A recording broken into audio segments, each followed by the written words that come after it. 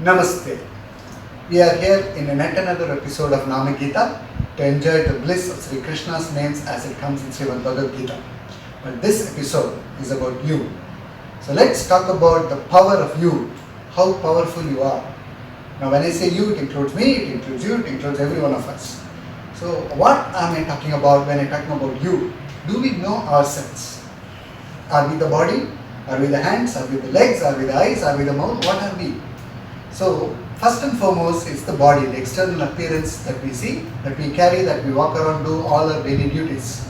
But is the body on its own controlling itself? No.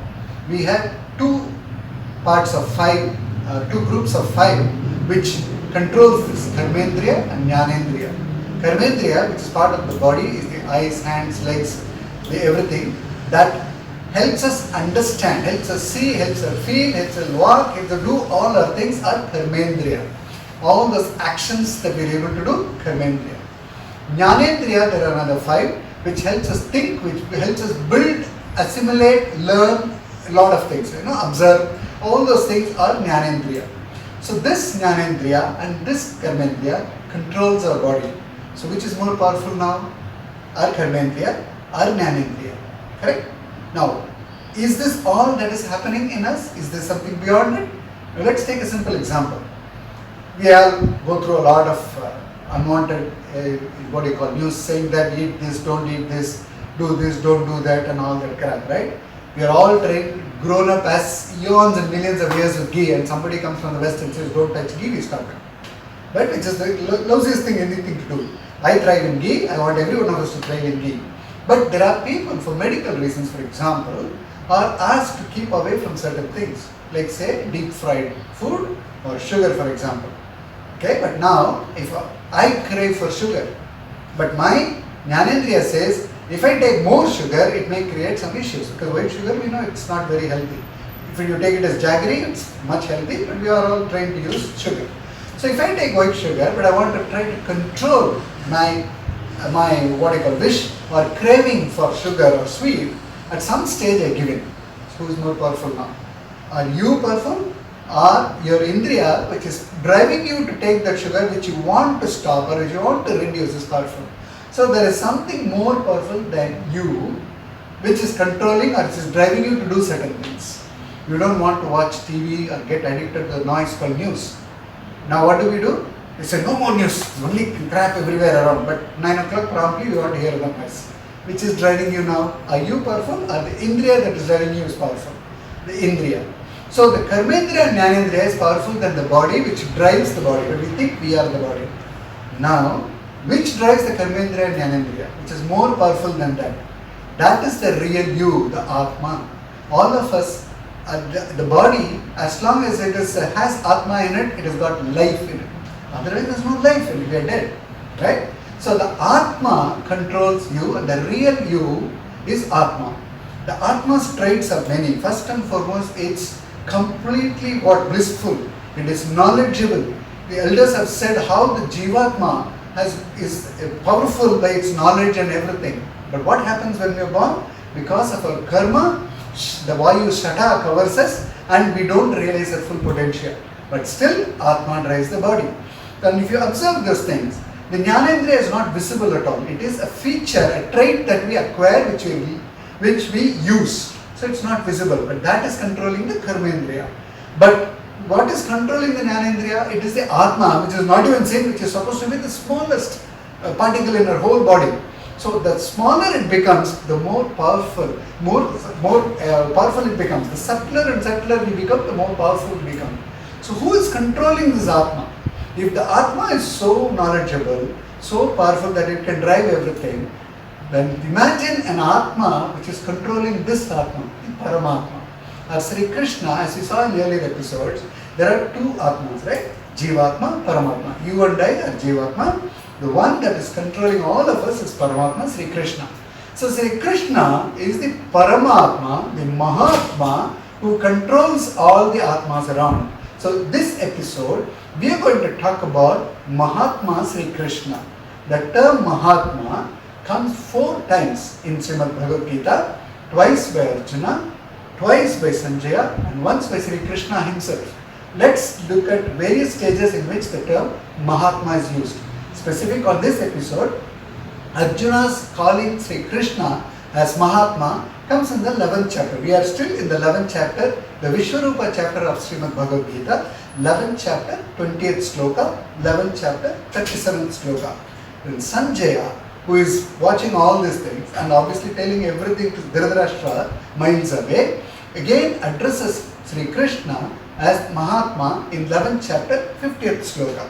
But outside of this, there are again two more that is there. Sri Krishna himself mentioning the word Mahatma in 7th chapter, 19th sloka, and Sanjaya again at the total end of Srimad Bhagavad Gita, 18th chapter, 74th sloka. 18th chapter, 73rd sloka, the Krishna Arjuna Sambhashana gets over. Srimad Bhagavad Gita technically gets over there, but the 74th sloka, Sanjaya again mentions Mahatma. In this episode, we are going to see all these things. From a sloka perspective, let's listen to the sloka from 11th chapter, 20th sloka, 37th sloka and 50th sloka. Yava prithivyo ridamantaram hi vyaptam tvayekena dishascha sarvaha drishtvarbutam rupamugram tavedam lokatrayam pravyatitham mahatman Kasmacha te nannameran mahatman gariyase brahmanopyadikatre ananta devesha jagannivasa tvamaksharam sadasatparam yat Sanjaya uvacha ityarjunam vasudevasthathoktva swakam rupam darshayamasa bhuyah Ashvasayamasa cha bhitamenam bhutva punasavya vapur mahatma.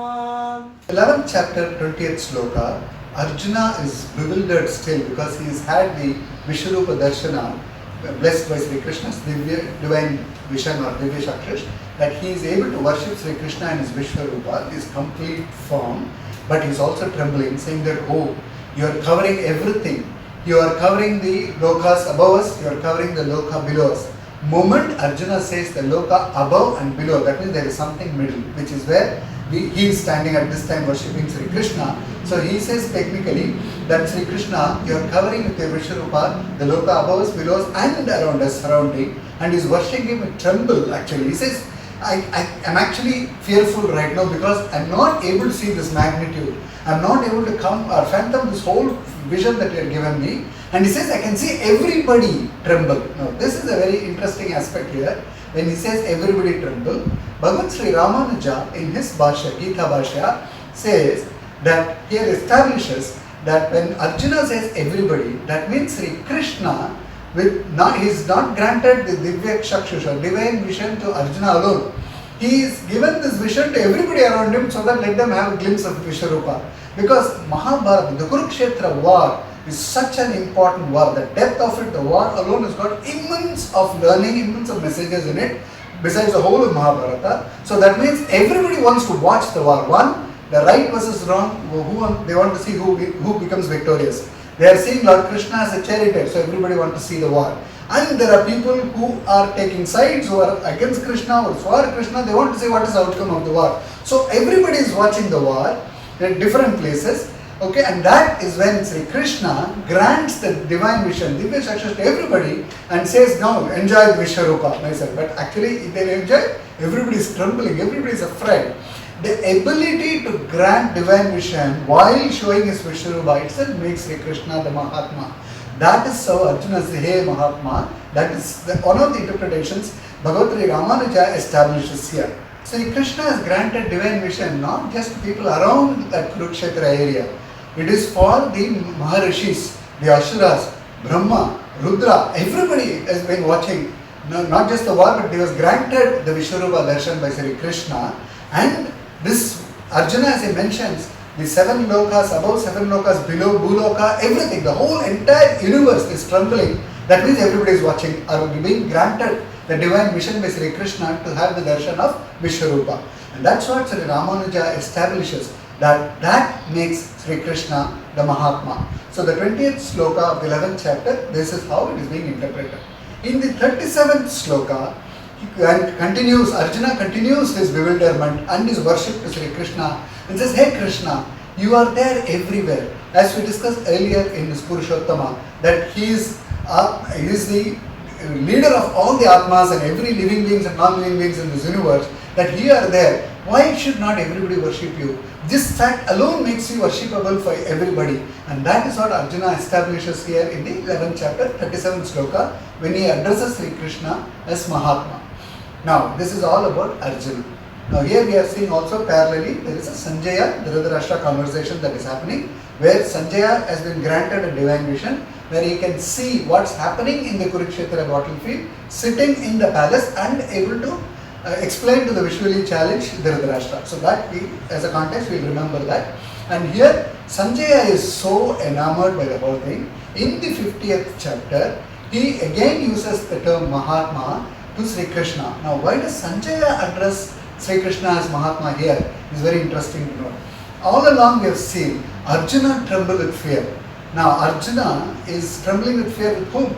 With not just Lord Krishna, with his own cousin with whom he has just grown. Now, Arjuna pleads, "Hey Krishna, I have seen your Vishwarupa Darshana, but please come back with this Chaturbhuja, that your usual form of Chaturbhuja." We have to again underline the term usual form as Chaturbhuja, because let's go back to the avatara of Sri Krishna. When Sri Krishna incarnates in the prison for Devaki Vasudeva, he first incarnates with Chaturbhuja. Devaki and Vasudeva again trembling, saying, "If Kamsa finds out you are going to have trouble, please become normal with 2 hands." Immediately Lord Krishna changes his form to 2 hands from Chaturbhuja. So starting is Chaturbhuja, that is usual form. Link it again when Arjuna says Chaturbhuja, come back in the usual form of Chaturbhuja, it's Chaturbhuja. Now another interesting fact is, when Vasudeva and Devaki says, "Please come, show yourself in 2 hands," he immediately obliges. Here when Arjuna pleads, I'm actually fearful of seeing you, Krishna and Vishwarupa, can you come back in this usual form of Chaturbhuja? He immediately obliges. Now this fact of being the, granting anything the disciple asks, and granting anything the bhaktas ask, is one of the greatest qualities of a Mahatma. It's not about having the power, having everything that in yourself, but how you ensure that people who follow with faith are granted those things are very important. And this is what Sanjaya is actually celebrating here by saying, "Oh Mahatma." Moment Arjuna asks you to come back in the normal form with 4 arms, instantly he shows himself as 4 arms. Is that a quality of Mahatma? That is what he is worshipping. Now, early Pandits and Rishis have worshipped Sri Krishna or Mahavishnu in many forms. Like when he came to save the elephant, the Gajendra, now he could have done that sitting in his place. But he comes all the way and says, just for an elephant. Again at that stage, it's for speed, and the way that he has to come all the way makes him Mahatma. For one Prahalada, he comes in a pillar, parks himself in a pillar, half lion, half man form, just because Prahalada says, "In this pillar I am there, Mahatma."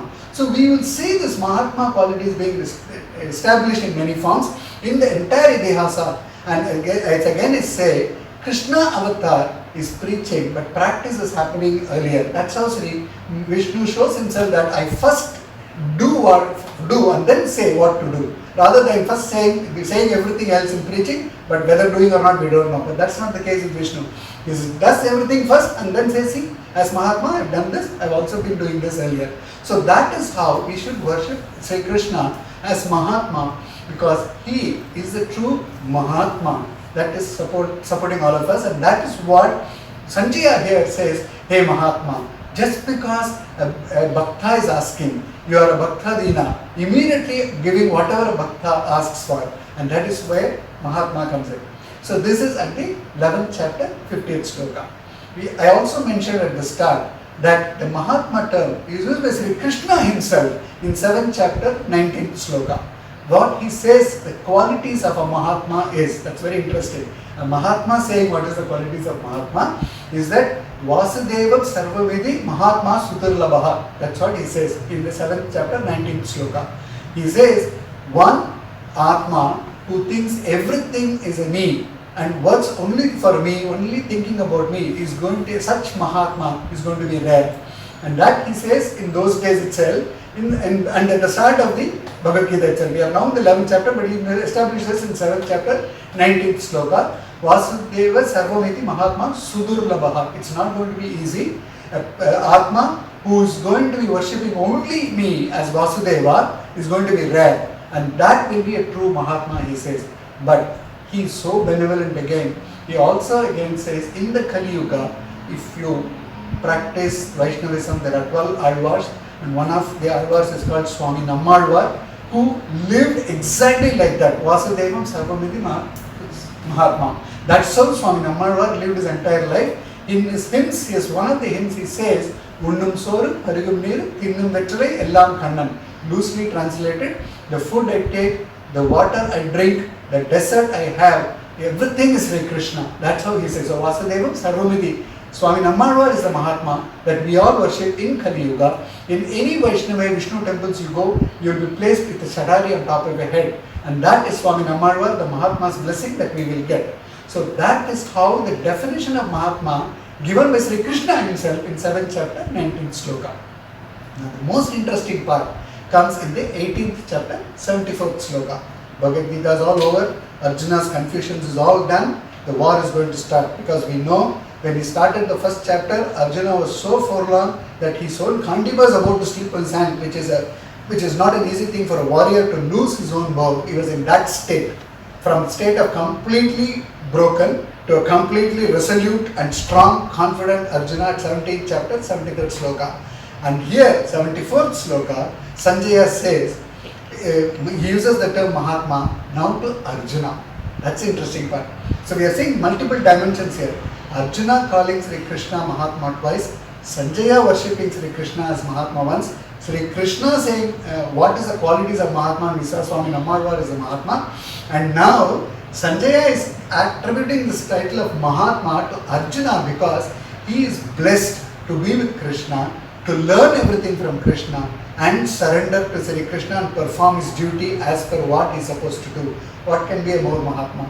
You worship Sri Krishna, do your duty fully with faith that he is holding our hands as Achyuta and he is going to drive us completely, and don't worry about the results, keep doing as what Krishna has said with thinking as Sri Krishna for everything. That's why most of us in our slang we say Sarvam Sri Krishna Arpanamastu, because we attribute everything to Sri Krishna, and that is what a Mahatma does, is what Sri Krishna himself says.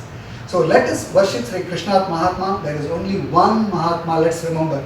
This term Mahatma is only Sri Krishna. And let us all worship Sri Krishna all the time as Mahatma and be blessed. Namaste. Madhava Achyuta Krishna Hare Rishikesha Kesava Govinda Vasudeva Bhagavan Janardana